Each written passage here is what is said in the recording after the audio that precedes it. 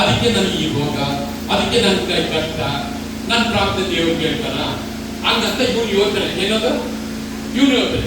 ಈಗ ಇವನು ಏನು ಯೋಚನೆ ಮಾಡ್ತಾನೆ ಗೊತ್ತಾ? ಇಬ್ರು ಒಂದೇ ಆಲಯಕ್ಕೆ ಬರ್ತಾರೆ. ಏನ್ ಮಾಡ್ತಾರೆ?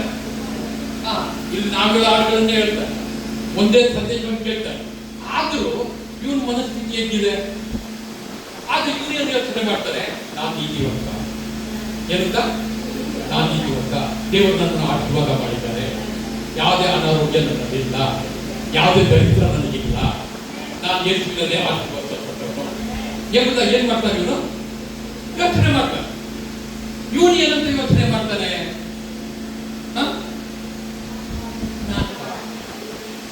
ಇವನಿಗೆ ಪಾಪ ಕ್ಷಮಿಸಲ್ಪಟ್ಟರೆ ಏನ್ ಮಾಡಿಲ್ಲ?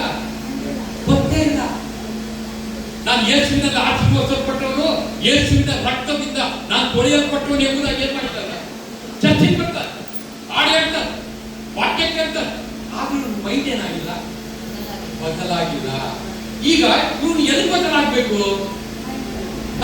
ಆರಾಧನೆ ಮಾಡ್ತಾರೆ, ಹಾಡು ಹೇಳ್ತಾರೆ, ವಾಕ್ಯ ಕೇಳ್ತಿದ್ದಾರೆ. ಆದ್ರೆ ಎಲ್ಲಿ ಬದಲಾಗಬೇಕು? ಈ ಮೈಂಡ್ ಬದಲಾಗಬೇಕು. ಎಲ್ಲಿ ಬದಲಾಗಬೇಕು? ತಲೆ ಬದಲಾಗಬೇಕು. ಇಲ್ಲಿ ಬದಲಾಗ್ಬಿಟ್ರೆ ಎಲ್ಲ ಬದಲಾಗುತ್ತೆ. ತಲೆಯಿಂದ ಕಾಲು ಏನಾಗುತ್ತೆ? ಬದಲಾಗ್ಬಿಡುತ್ತೆ. ಹಲ್ಲೆಲೂಯಾ. ಅದಕ್ಕೆ ಫಸ್ಟ್ ನಮ್ಮ ಆಲೋಚನೆ ಬದಲಾಗಬೇಕು. ಏನಾಗಬೇಕು? ನಿನಗೆ ಗೊತ್ತಿರ್ಬೇಕು ನೀನು ಆಶೀರ್ವದಿಸಲ್ಪಟ್ಟವನು ಎಂಬುದು. ನಿನಗೆ ಗೊತ್ತಿರ್ಬೇಕು ನಾನು ನೀತಿವಂತನು ಎಂಬುದಾಗಿ.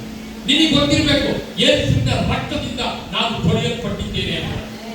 ನಿನಗೆ ಗೊತ್ತಿರ್ಬೇಕು ಆತನು ನನ್ನನ್ನ ಐಶ್ವರ್ಯವಂತ ಮಾಡಲಿಕ್ಕೆ ಆತನ ಶಿಲ್ಪೆಯಲ್ಲಿ ದರಿದ್ರನಾಗಿದ್ದಾನೆ ಎಂಬುದಾಗಿ. ಹಲ್ಲೆಲೂಯಾ.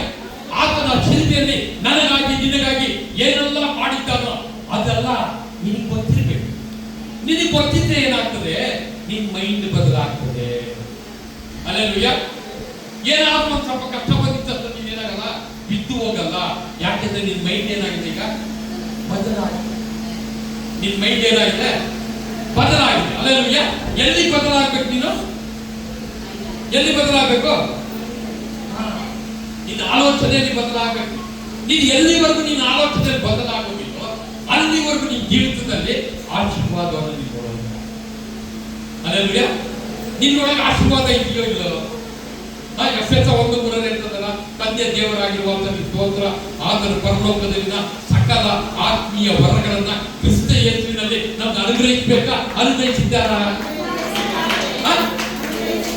ಅನುಗ್ರಹಿಸಿದ್ದಾರೆ. ನೀನು ಯಾವಾಗ ಯೇಸುವನ್ನ ಬಾಯಿಂದ ಅರಕೆ ಮಾಡಿ ಆತನೇ ಕರ್ತನೆಂದು ನೀನು ಹೃದಯದಲ್ಲಿ ನಂಬಿ ಬಾಯಿ